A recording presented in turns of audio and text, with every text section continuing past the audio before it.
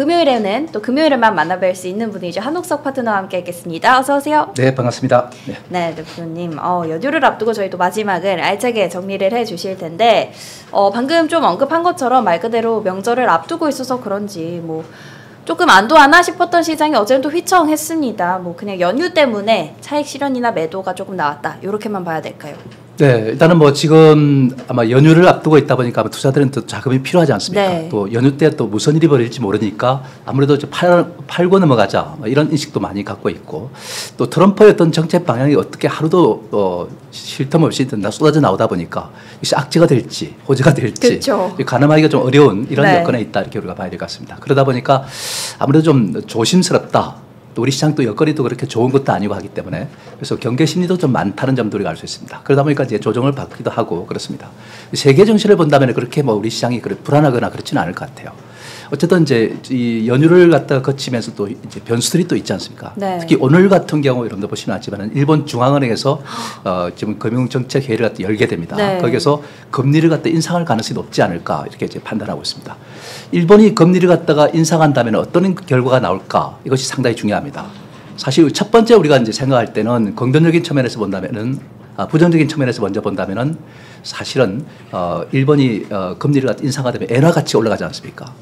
그 엔화 가치 올라간다면은 그만큼 또 달러 가치가 상대로 떨어지게 되는 네. 거죠. 뭐 이런 이제 양상을 띠게 된다는 말씀입니다. 그래서 일본 자금들이 해외 시장에서 많은 자산들을 갖고 있는데 그걸 갖다 팔아버리면은 엔캐리 트레이드 청산이 이루어지는 것이죠. 그래서 일단 투자들이 우려하는 거는 야, 이거 블랙먼데이가 오는 거 아닌가 하는 이런 이제 두려움을 갖다가 겪고 있다는 점을 알 수 있습니다. 그러다 보니까 이제 우리나라에서도 일본 자금들이 많이 들어와 있는데 그걸 판다면은 부담이 될 수 있다. 이런 이제 부정적인 영향도 있는 거지만은 한편으로 본다면 일본 엔화 가치 올라간다면은 중기축 통화의 엔화 가치 올라가기 때문에 달러 가치는 상대로 떨어지게 됩니다. 그렇게 됐을 때는 사실상 우리나라 같은 경우는 이제 환율을 다 하향 안정화시킬 수 있다. 이런 긍정적인 측면도 있다. 환율은 이제 1,440원, 44원, 50전을 갖다 붕괴시켰기 때문에 이미 방향이 아래로 정해져 있는 상태입니다. 네. 그런 와중에서 일본이 만약에 이렇게 금리를 갖다 인상한다면은 사실상 환율은 좀 하향 안정화되는 것이 주보다 구체화되지 않을까 이렇게 생각되고 있고요. 특히 이제 미국이 다보스 포럼에서 이제 트럼프가 뭐라고 얘기했냐면은 미국이 금리를 갖다가 인하해야 된다 이렇게 얘기하고 있습니다. 그리고 또 세계 각 국가들도 금리를 인하해야 된다. 그러면 인하하게 되면 기업들이 이제 좋은 환경에서 투자를 할 수 있는 상태이기 네. 때문에 세계 경제에 이제 도움이 되는 것은 사실입니다. 그런 점에서 긍정적이고, 우리는 또 금리를 인하해야 될 그런 필요성이 있는 겁니다. 우리 경제가 좋지 않기 때문에 살려야 되기 때문에 금리를 인하해야 된다 이렇게 볼 수 있죠. 그런 점에서 우리 경제에도 일단 좀 긍정적인 영향을 미치지 않을까 하는 이런 생각이 듭니다. 그런데 이제 이 파월 의장은 어떤 사람이냐면 원칙론자입니다. 네. 금리 인하를 갖다 해야 된다면 하는 거지만은 지금 금리 인하할 여건이 아니라면은 하지 않는 것이죠. 그래서 이번 이제 30일에 새벽 3시에 금리를 갖다 결정하게 되는데 파월은 그러면 과연 트럼프 말대로 인하할 것이냐? 그렇지 않을 것 같습니다. 동결할 가능성이 높다. 네. 이렇게 보는 겁니다. 동결한다면 그렇게 우려할 바도 아니지 않나 이렇게 생각됩니다.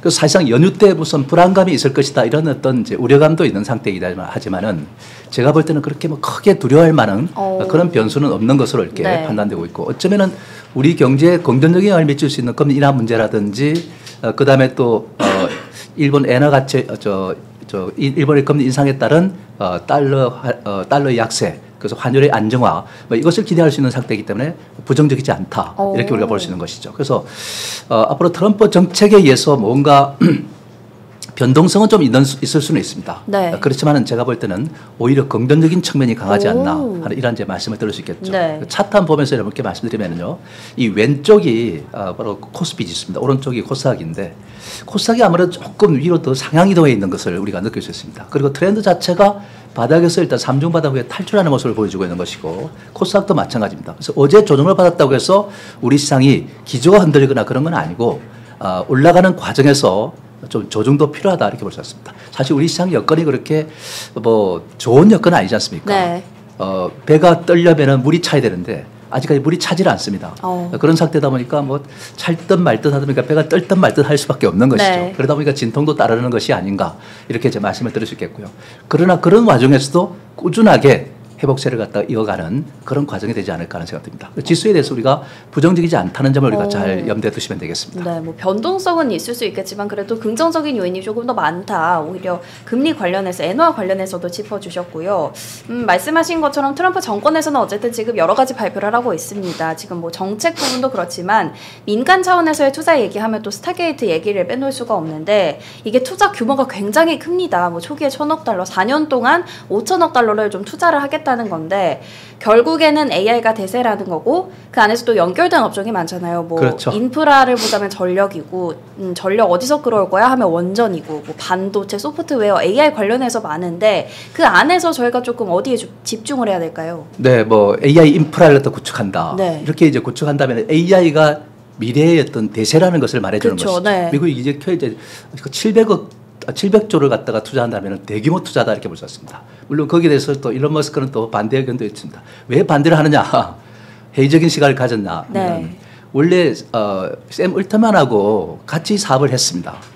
그래서 일단 여러분들 오픈 AI를 갖다가 일단 만들었는데 거기에 의견차가 있다 보니까 따로 떨어져 나왔죠. 그렇죠. 네. 그러니까 따로 일단 이제 AI 회사를 갖다가 이제 만들었는데 그 울트만은 이제 미국의 이제 트럼프 대통령과 함께 이제 700조 투자에 대해서 수혜를 받는 그런 입장이다 보니까 좀 질투가 났지 않나 이런 생각이 듭니다.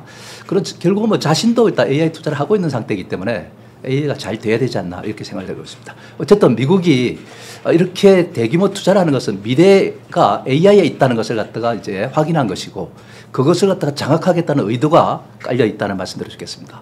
그렇기 때문에 미국이 그렇게 방향을 갖고 나간다면 세계의 어떤 그 경제적 흐름은 AI 쪽으로 일단 몰릴 수밖에 없는 것이고 네. 자금도 그쪽으로 몰릴 수밖에 없는 것이고 AI가 대세라는 사실을 우리가 알 수 있습니다. 자, 그런 관점에서 우리가 봐야 될 것이죠. 지난번에 제가 말씀드렸지만은 이 오픈 AI 같은 경우는 올해 어떤 이제 일을 하려고 하느냐면은 지금은 지금 영리법인으로 되어 있거든요. 영리법인으로 전환을 갖다가 지금 이제 목표로 하고 있는 상태입니다. 네.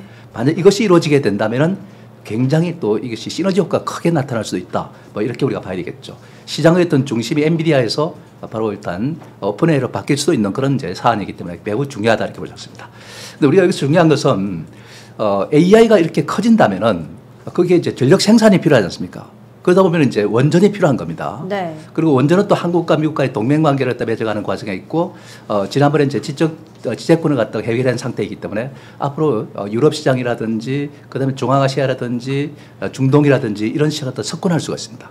지금은 이제 중국이라든지 러시아가 장악하고 있는 이런 원전 시장 갖다가 우리가 끌어올 수가 있는 그런 엄청난 겁니다. 그래서 앞으로 원전 시장은 그만큼 긍정적일 수밖에 없습니다. 그래서 대형 원전이라든지 SMR 같은 이런 소형 모듈 원전 같은 이런 쪽이 앞으로 상당히 좋아질 수 있다. 네. 이렇게 우리가 봐야 될 것 같고요.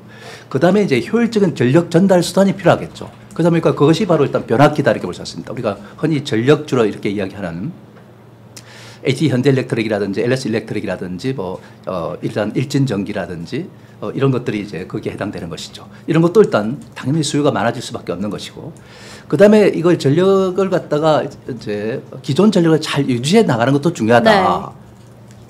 에너지를 또 효율성을 아끼고 이렇게 가는 게 중요한데 그래서 액침 냉각 같은 거는 당연히 이제 다른 것이고 디자인하우스는 AI가 발전하다 보니까 기존에 무슨 뭐 사물 인터넷 반도체 그다음에 또 차량용 반도체 디스플레이용 반도체 이런 것을 떠나서 AI가 하나 더 가세한 겁니다. 더 큰 이제 시장을 형성하는 거죠. 그러다 보니까 디자인하우스도 일단 AI와 연결되는 종목군이라 이렇게 볼 수 있겠고요. 당연히 유리기판은 AI를 갖다가 수용을 할 수 없는 상황입니다. 연산을 많이 하다 보면 열이 발생하다 보면은 가열이 되고 그러다 보니까 기판이 녹는 거죠. 휘고 이것을 갖다가 이제 커버할 수 있는 것이 바로 유리기판이기 때문에 수요가 많아질 수밖에 없고 뭐 AI를 갖다가 하다 보면 데이터 센터가 일단 필요한 것이죠. 많이 지어야 되고 HBM은 당연히 그렇습니다. 우리가 여기서 중요한 것은 지금 시장은 AI로 인한 연결고리에 달려 있다 이렇게 보시면 되겠습니다. 네. 바로 뭐냐면은 지금 오픈 AI라든지 AI 관련주는 상당되게 없어요 미국에는. 그런 상태에 그 대타로서 부각된 것이 바로 뭐냐면은 엔비디아입니다. 엔비디아는 HBM하고 GPU를 갖다 결합해가지고 가속기를 갖다가 이제 만드는 것이죠. 그러면 엔비디아에 또 일단 주력적으로 납품하는 쪽이 뭐냐? HBM 납품하는 것이 SK 하이닉스죠. 그러다 보니까 뭐 SK 하이닉스가 사상 최대 매출, 사상 최대 이익 이렇게 나옵니다. 지난 4분기가 그럴 정도로 일단 지금 SK 하이닉스가 그 때문에 올라가는 양상을 띄웠던 거죠. 그 다음에 또 그게 또 납품하는 회사가 또 있습니다. 한미반도체죠. 네. 이런 라인에 연결되어 있다는 것을 알 수 있습니다. 그렇기 때문에 앞으로 이런 이제 흐름을 갖다 여러분들이 잘 이해하면서 가고 여기에 삼성자는 제외되어 있는 거죠. 네. 이런 이제 흐름이라는 것을 알 수 있습니다. 그래서 광범위하게 AI 시장이 팽창하면서 이 관련된 것들이 우리의 관심을 끈다 이렇게 볼 수 있고 이것이 순환매를 돌면서 움직이는 겁니다. 그러니까 원전이라든지 그다음에 뭐 변압기, 액침 냉각, 디자인하우스, 유리기판, 데이터 센터, HBM, 뭐 AI는 당연한 것이고 그렇죠. 심지어는 네. 바로 의료 AI까지 이렇게 우리가 전반적으로 일단 잘 봐야 되지 않을까 싶습니다. 특히 우리가 여기 중요한 것은 애플을 갖다 엔비디아가 시가총액에서 1위를 제쳤습니다. 맞아요. 이 의미는 AI가 시장의 중심이라는 사실을 우리가 알아야 됩니다. 거기에 이제 우리가 포커스를 맞추고 AI라는 것은 우리가 주도주고 주도주라는 것은 시대적 배경을 바탕으로 탄생하는 겁니다.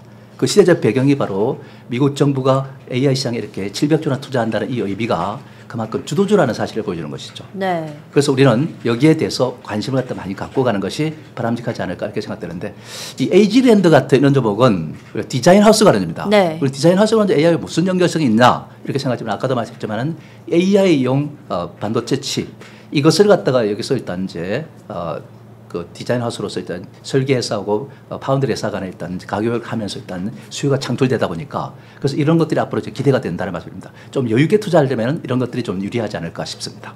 좋습니다. 결국 AI가 이제 진짜 모든 산업에 걸쳐 있는 느낌이긴 합니다. 뭐 짚어주신 것처럼 엔비디아도 시총 1위를 탈환했는데, 근데 또 어제장만 놓고 보자면 이제 HBM 관련주도 뭐 하이닉스도 그렇고 한미반도체도 그렇고 조금 또 조정이 나왔는데 이거는 그냥 어떤 건강한 조정이다. 그렇죠. 이렇게 봐야겠죠. 그렇죠. 네. 그러면 HBM 관련해서는 반도체 뭐 어떻게 보실까요? 그래서 일단 이제 HBM은 우리가 주력이죠, 사실. 네. 사실 이 HBM 이전에 일단 AI가 주력이 돼야 되는데 만약 오픈 AI가 상장이 됐더라면 영리법인으로 상장이 됐더라면은 지금 추진을 하고 있는 상태이긴 하지만은 상장됐더라면은 주력은 엔비디아가 아니고 바로 오픈 AI였겠죠. 그래서 일단 이제 그런 상태인데 그러나 HBM까지 이제 엔비디아가 시가총 1위로 날아가는 상태. 막대한 실적 이렇게 올리고 있는 상태입니다. 그런 과정에서 우리나라에서 아까도 말씀드렸지만 SK 하이닉스가 그다음에 이제 HBM을 주력으로 공급하고 있다는 것을 알 수 있습니다. 그 HBM을 공급하다 보니까 SK 하이닉스가 지금 이제 이렇게 엄청난 실적을 가져온다는 겁니다. 그렇기 때문에 이 HBM을 갖다가 시장에서 빼고서는 이야기할 수 없는 겁니다. 네. 반도체에서는 때문에 이 AI 시장의 팽창과 함께 HBM 수요는 폭발적으로 증가할 수밖에 없는 것이고 그래서 일단 첨단 부분 그러니까 HBM3, 2, 5세대, 그 다음에 HBM4 같은 6세대 이쪽에서 주도적을 갖고 있는 건 바로 SK 하이닉스가 핵심이 아닌가 이렇게 생각됩니다. 그래서 엔비디아, SK 하이닉스, 한미반도체 이 라인은 우리가 주목해야 될 것입니다. 네. 그리고 이제 경쟁사들을 갖다 불러 모으고 있습니다. SK 하이닉스의 경쟁사고 삼성자는 아니고 현재까지는 바로 마이크론 테크놀로지죠, 그죠? 그리고 또 SK 하이닉스는 또 경쟁자를 불러 모읍니다. 바로 한미반도체에서 이제 하나정밀 같은 이런 걸 이제 이렇게 해야 가격을 단가를 낮추면서 이익을 증가시킬 수 있는 거니까. 그래서 그런 경쟁사를 갖다가 제치는 상태가 됐을 때 더욱더 일단 빛나는 상승이 나오지 않을까 싶은데 어쨌든 이 SK 하이닉스는 지금 현재 장기 조정을 거치는 것은 이전에 고점 가까이 오다 보니까 주춤하는 거지만은 조금 전에 말씀 건강한 조정, 좋은 말씀하셨는데 그런 조정을 거치고 다시 또 가는 이런 모습이 되지 않을까 싶습니다. 그래서 엔비디아와 지금 흐름을 같이 하지 않을, 궤도를 같이 하지 않을까 이렇게 생각됩니다. 그래서 메모리 반도체 유일하게 좋은 것이 바로 HBM이다. 그렇죠. 메모리 반도체는 지금 업황이 안 좋습니다. 그리고 미국의 중국에 대한 어떤 규제 사항 여기에 걸려 있는 상태에서 삼성자는 어려움을 겪고 있는 것이고 뭐 이런 관점에서 우리가 본다면은 HBM 가른주는 당연히 긍정적입니다. 만약에 삼성자가 HBM3를 갖다가 콜테스트 통과를 한다면 그게 관련된 이제 YC라든지 삼성 관련 HBM 가른주가 또 부각이 될 수 있겠죠. 그건 아직까지 지금 진행된 것이 없기 때문에 발표된 것이 없기 때문에 아직은 제껴두고 하이닉스향 종목들의 포커스를 맞추는 게 맞겠죠. 네, 좋습니다. HBM 관련해서는 어쨌든 하이닉스가 지금 꽉 잡고 있기 때문에 시장은 좋아질 거고 이 라인으로 조금 더 살펴보자 짚어주셨습니다. HBM 쪽은 좋죠. 반도체 이쪽은 좋은데 2차 전지 관련주들이 뭐 연초 들어서는 조금 올라와 주나 싶었는데 결국에는 트럼프가 다시 출범을 하면서 뭐 흔들리는 모습입니다. 뭐 안 좋을 수 있는 정책 방향성이 대부분이긴 한데 그러면 트럼프 정권 아래에서는 2차 전지가 계속 어려울까요? 트럼프가 일단 이제 딱 보니까 야 이거 2차 전지 전기차 이거는 우리가 할 거 아니다.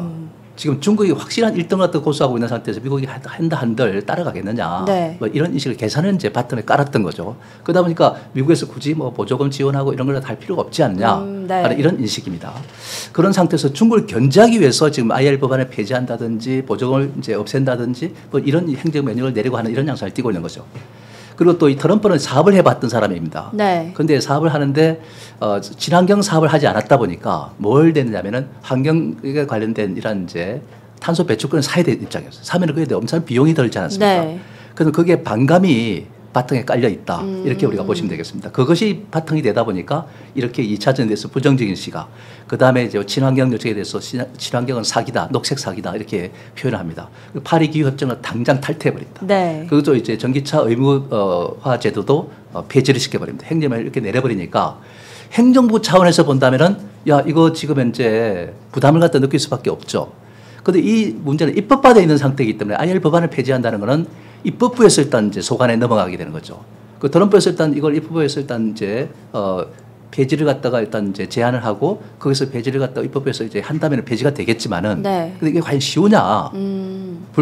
지금은 어렵다. 네. 이렇게 저는 보고 있습니다. 왜냐하면은 트럼프가 대통령 당선될 때 그 10개 지역에서 사실상 표가 많이 나왔는데 거기서 왜 나왔느냐면은 지금 현재 이 IR 법안을 갖다가 지금 거의 이제 통해서 수혜를 받았던 투자를 많이 받았던 그런 지역들입니다.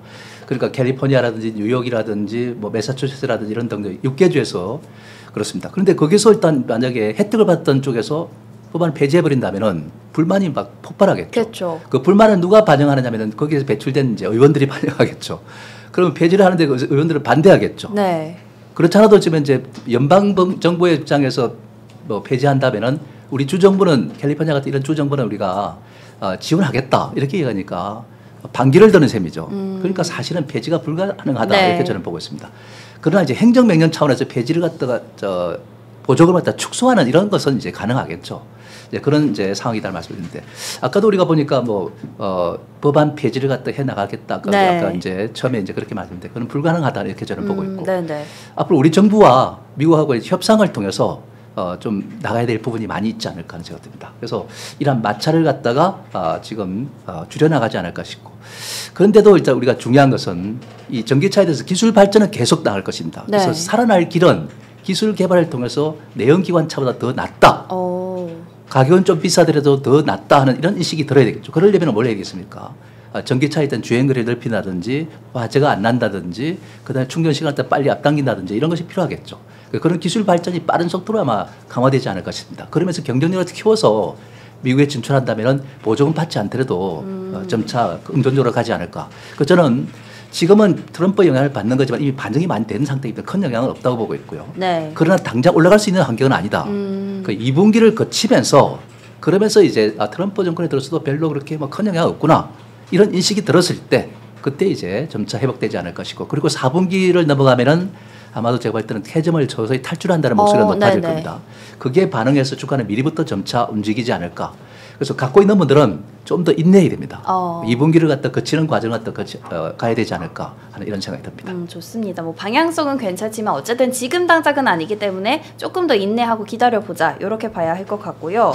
뭐 2차 전지 좀 짚어봤고 최근에 이제 움직임이 또 나왔던 게 아까 AI 얘기할 때도 그랬지만 의료 AI, 뭐 그렇죠. 의료 로봇 이쪽입니다. 고용도 그렇고 어제 그 루닛 같은 경우에도 굉장히 상승폭이 나왔는데 이런 거는 이제 개별적인 이슈로 봐야 될까요? 아니면 뭐 지속적으로 봐야 될까요? AI 차원에서 우리가 봐야 됩니다. 네. AI에서 연결고리가 이제 걸려 있는 것이다 이렇게 볼 수 있습니다. 앞으로 모든 산업들이 AI에 연결되지 않으면 안 된다는 것입니다. 경쟁력을 잃는 것이죠. 네. 예를 들면 자동차를 갖다 운행하는데 AI로서 일단 통제가 된다면 굉장히 효율적이겠죠. 그렇죠. 내 말 한마디에 일단 자동차가 말을 듣는다면 얼마나 좋겠습니까? 네.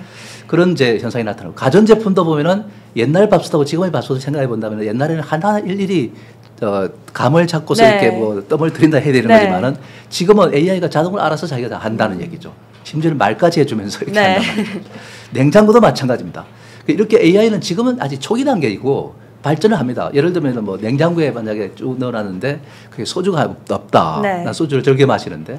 네. 그럼 비워버리면 안 되잖아요, 그죠? 그렇죠. 그럼 AI가 스스로 전화를 해가지고 소주 마트에다가 연결해가지고 배달 이렇게 합니다. 네. 그 결제까지 한단 말이죠. 네. 그러면 배달하면 주인은 그냥 냉장고에 집어넣으면 되는 겁니다. 그렇죠. 그런까지 확인될 때 우리가 AI가 그야말로 수준에 와 있다 이렇게 우리가 얘기할 수 있는 거예요. 그런 상태로 가는 과정에 있는 겁니다. 로봇도 AI와 연결되는 거예요. 모든 것이 다 그렇습니다. 네. 요즘 고용 같은 종목이 막 급등하는 모습을 네. 보이는데 AI와 연결됐기 때문에 그렇습니다.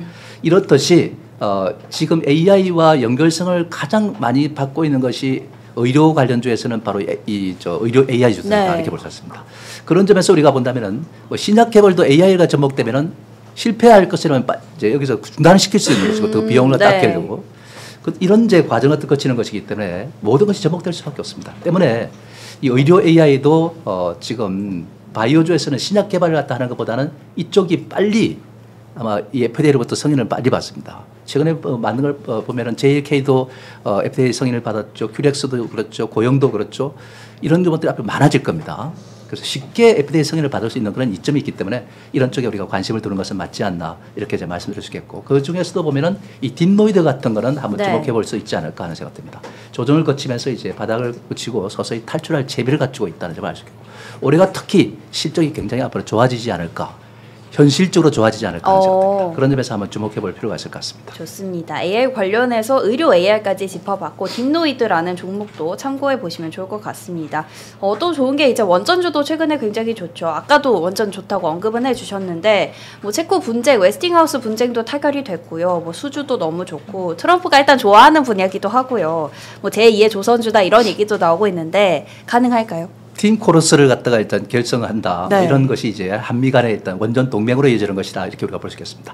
사실 그렇게 이 한미 동맹 관계를 유지하려고 하다 보니까 그 과정에서 일단 문제가 발생하면서 해결 짚고 넘어가야 되는 것이고 이번에 체코 원전도 바로 이 문제를 갖다가 해결해 줌으로써 일단 넘어가는 겁니다. 그래서 이 지재권을 갖다가 해결해 줌으로써 체코 원전을 이제 따내는 거죠. 체코 원전을 발판으로 삼고서 이제 동유럽 그러한 이제 원전은 확대될 것이고 그 다음에 또 중동 지역이라든지 서유럽도 마찬가지고 모든 지역에서 아마 늘어나지 않을까. 자유민주주의를 표방하는 국가들은 뭐 사회주의 공산주의를 갖다가 하는 쪽은 중국, 러시아에 의존하겠지만은 그 위의 지역은 전부 일단 아마 우리 쪽으로 넘어오지 않을까 이렇게 생각됩니다. 마진은 줄어들 것 같아요. 웨스팅하우스 나눠 먹게 되기 때문에. 네네, 그렇죠. 그래서 그만큼 일단 이제 해외 수주가 확대됨으로써 아마 제2의 이제 아마 조선 같은 이런 모습으로 이어지지 않을까 하는 생각됩니다. 그래서 원전은 올라가다 또 쉬겠죠. 네. 지금 많이 올랐기 때문에 쉬러 들어갈 겁니다. 조정을 갖다가 충분히 거치고 나면은 그냥 또 다시 상승한다. 이렇게 우리가 볼 수 있을 것 같습니다. 그래서 AI 인프라와 관련해서 이 원전 수요가 많아질 수밖에 없기 때문에 원전을 앞으로 많이 짓지 않을까 이렇게 이제 말씀을 드릴 수 있겠고요. 그리고 대형 원전과 SMR 같은 이런 것들은 계속해서 관심을 둬야 된다 이렇게 볼 수 있습니다. 두산 엘리베이터가 좀 잘 가는데 눌림목을 한번 거쳤을 때는 또 살 준비를 하는 게 좋을 것 같습니다. 지금은 따라서면 안 되는 거고 한번 대밀렸을 때 그때를 갖다 이용해서 한번 기회를 갖다가 엿보는 것도 좋을 것 같다는 생각 듭니다. 좋습니다. 원전주 어쨌든 여러 가지 요인상 좋을 거고 오히려 뭐 두산 에너빌리티 같은 기업도 눌렸을 때 조금 다시 주목해보자 언급을 해주셨습니다. 트럼프 트레이드 관련해서 계속 얘기가 됐던 게 이제 종전, 재건 이쪽도 있잖아요. 그렇죠. 뭐 이제 슬슬 트럼프도 신경을 쓰는 것 같아요. 푸틴한테도 계속 이제 압박이 나오고 있고 안 그러면 관세 부과할 거다 하는데 재건 관련주 이제 조금 가시화가 된다면 다시 봐야겠죠. 일단 이제 트럼프가 대통령 되면서 이제 러시아 푸틴한테 이제 압박을 가합니다. 협상을 하는 방향으로 가자. 말 안 들으면은 관세를 매기겠다. 그래서 일단 이제 좀 뭔가 당근과 채찍 뭐 이런 것을 갖다가 일단 이제 가하고 있다 이렇게 말했습니다. 사실 뭐 이거는 만약에 이런 압박을 간다면은 푸틴이 자존심 상하는 이야기지 않습니까? 그렇죠. 그런 상태이기 때문에 좀 기분 나쁜 것을 좀 달래주면서 가는 것이 낫지 않을까 하는 생각 들고 트럼프도 나름대로 이제 집권 2기를 맞는 그런 상태에 있다 보니까 이제 지금 트럼프 입장에서는 이제 노벨상도 하면 욕심이 나는 모양이죠. 네, 그런 상태에서 빨리 이제 뭔가 협상을 하고 지금 1년 정도는 이제 지금 해도 걸릴 텐데 지금부터 이제 같이 머리를 맞대고 이제 해결을 해보자 이런 이야기인 것 같아요, 그죠? 예, 그러다 보니까 아마 뭐 구체적인 장소 이야기도 나오는 것 같아요. 뭐 중동 지역에서 하자, 세르비아에서 하자, 뭐 이런 여러 가지 이야기들이 나오는 걸 보면은 아마 조만간 뭔가 결과가 있을 것 같아요. 뭐 푸틴하고 연결해가지고 우리는 이런 구상을 갖고 있으니까 한번 만나자. 만나는 그 액션만 이제 취하더라도 사실 종전 관련자는 움직임이 있지 않을까 이렇게 이제 말씀을 드리겠습니다. 어쨌든 뭐 재건 관련주는 지금의 상태에서는 많이 올라 있는 상태이기도 하고 하니까 뭐 그런 이야기가 나오더라도 단기 반등 효과 뭐 이렇게 우리가 봐야 되는 거지. 이것이 지속적으로 간다 이런 느낌을 우리가 갖기는 좀 어렵지 않나 싶습니다. 그래서 반짝은 팔고 다시 밀릴 때 좀 사고 이런 것이 좀 필요하지 않을까 이렇게 생각을 합니다. 네. 좋습니다. 그런 그 관련주로서 뭐 TYM 네. 같은 종목이 좋다고 봐야 되겠죠. 이 차트를 보면은 올랐다가 이제 쉬고 있죠, 그죠? 쉬고 다시 제2차 상승을 한번 할 수 있는 그런 여지는 있다 이렇게 보시면 되겠습니다. 좋습니다. 방금 또 올랐을 때 팔고 내렸을 때 사자 하는 전략이 중요하다 하셨는데 뭐 테마성 움직임이 나오는 업종이 또 그게 중요한 전략이잖아요. 뭐 대표적으로 생각나는 게 이제 양자 컴퓨터 쪽이겠죠. 뭐 말은 많습니다. 상용화 시기와 관련해서도 좀 그런 부분인데 변동성이 진짜 엄청납니다. 요거는 대응을 조금 어떻게 해야 될까요? 뭐 지금의 상태에서는 뭐 시장의 어떤 변동성이 좀 많은 상태인데 떨어졌을 때 사고 네. 올라갈 때 팔고 네. 뭐 이런 전략이 필요하죠. 거의 대다수는 다 그렇게 대응하는 것이 맞지 않을까 싶고요. 뭐 상승 연속성이 있다 이렇게 보셨습니다. 뭐 그저께 시간에서 올라갔던 종목이 오늘 아침에 보면은 진짜 올라갔다가 샀더니 그다음에 내리 꽂아버리고 네. 이런 하소연을 하는 분들이 많은 것 같아요. 그러다 보니까 우리가 무리하게 뒤쫓아서 매수하는 것은 자제하는 것이 맞다 이렇게 저는 봅니다. 좋습니다. 요거에 대해서는 테마성인 움직임은 어쨌든 대표님이 항상 말씀하시는 히트앤런 하는 전략이 조금 필요할 것 같고 이제 진짜 설 연휴를 하루 오늘만 있으면 이제 4거래일 연속으로 쉬잖아요. 진짜 전략이 중요한 시점일 것 같은데 일단 팔고 현금을 조금 확보해 놓자. 요게 나을까요? 아니면 그래도 연휴 이후까지 조금 홀딩하고 가자. 이런 전략이 나을까요? 네, 서두에서 말씀드렸지만 지금은 팔 필요는 없다고 저는 봅니다. 다만 이제 팔아야 될 대상이 있어요. 이런 네. 포트폴리오 중에 부실한 종목들이 있다면 이거는 팔아야 된다. 이렇게 봐야 됩니다. 부실한 종목이라는 기준은 뭐냐면은 우리가 감사 의견을 갖다 받을 때 2년 연속 감사의 한정 의견을 받거나 또는 의견 거절을 받거나 아니면 이제 한정 의견을 받거나 이렇게 이제 된다면 이것은 일단 대출 위험에 노출되는 것이다 이렇게 보셨습니다. 더군다나 일단 실적을 갖다가 이제 이번 연초에 이제 나오게 될 텐데 이걸 기준으로 삼고서 일단 그렇게 된다면 심각한 문제가 발생할 수 있습니다. 네. 대출을 갖다 받을 수 있다는 겁니다. 우리나라 이제 뭐 지난번에 뉴스에 보니까 한 199개가 대출의 어떤 위험에 노출돼 있다 네. 이렇게 하는데 이 좀비 기업들을 갖다 대출시켜야만이 사실 시장이 건전해지고 투자자도 안전한 범위 내에서 투자를 할 수 있는 것인데 이걸 갖다 그대로 살려놓다 보니까 죽어 있는 것들 피가 없는 그런 기업들을 갖다가 가끔씩 수혈해가지고 살려놓는 걸 이걸 갖다 우리가 살 수는 없지 않습니까? 네. 그거 사가지고 망하는 사람들이 너무 많기 때문에 이것을 갖다 대출시키겠다는 입장입니다. 그 시장을 갖다 건전화시켜가지고 뭔가 매수를 할 의욕을 갖다가 촉진시키면서 지금 불안했던 수급을 갖다가 좀 진정시켜가지 않을까 이렇게 생각되는데 여하튼 이런 종목들은 배제하고 네. 다른 이제 대표성을 지닌 종목도 있지 않습니까? 포트폴리오에다가 뭐 양자컴도 그렇고 뭐 그다음에 자율주행도 그렇고 여러 가지가 있지 않습니까? 테마들 네. 그런 것들 유망 테마들 갖다가 쭉 사놓습니다. 바닥에 들어왔을 때 하나씩 일단 올라오면은 팔고 네네. 한쪽에 몰빵을 해놓으면 이게 올라갈 기다리면 며칠 안 올라가면 정말 진짜 답답하죠. 지겹습니다. 네. 그렇기 때문에 그걸 갖다 자신을 제어하는 컨트롤하는 이런 이제 흐름을 갖다 보이면서 이거 좀 사놨다가 하나 튀어오르면 파는 재미로 꽃감 빼먹듯이 이렇게 하는 전략도 한번 재미있어 하지 않을까 하는 생각 듭니다. 네. 그래서 일단 여러분들 자기 자신을 잘 컨트롤해야 돼요. 똑같은 조건에서 어떤 사람들은 이걸 잘 활용해서 수익을 내는데 어떤 사람들은 이걸 갖다가 지금 못합니다. 그 자기 자신과의 싸움이다. 네. 테이크 컨트롤. 네. 이것을 갖다가 잘 해나가면서 하는 게 좋지 않을까 하는 생각 듭니다. 좋습니다. 그러면 관련해서 뭐 주목할 만한 종목이 하나 있을 것 같다 하시면 하나 꼽아주실 수 있을까요? 네, 뭐 설 연휴를 갖다 넘어가면서 갈 수 있는 꿈비라는 점을 한번 주목해 봅니다. 오늘날 세상은 있지 않습니까? 아기는 안 태어나더라도 네. 반려동물을 많이 키우는 그쵸, 이런 상태입니다. 그쵸. 그래서 반려동물을 갖다 키우면은 거기에 이제 용품들이 많이 필요하다 보니까 그 관련해서 일단 앞으로 이 시장이 앞으로 좋아질 것 같아요.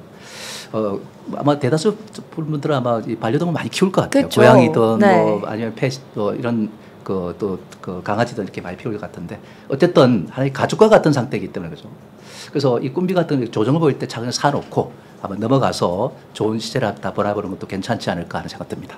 좋습니다. 꿈비 반려동물 관련해서 이렇게 짚어주셨으니까 또 참고해 보시면 좋을 것 같습니다. 이렇게 해서 금요일 아침 3부 마무리해 보겠습니다. 오늘 말씀 감사합니다, 대표님.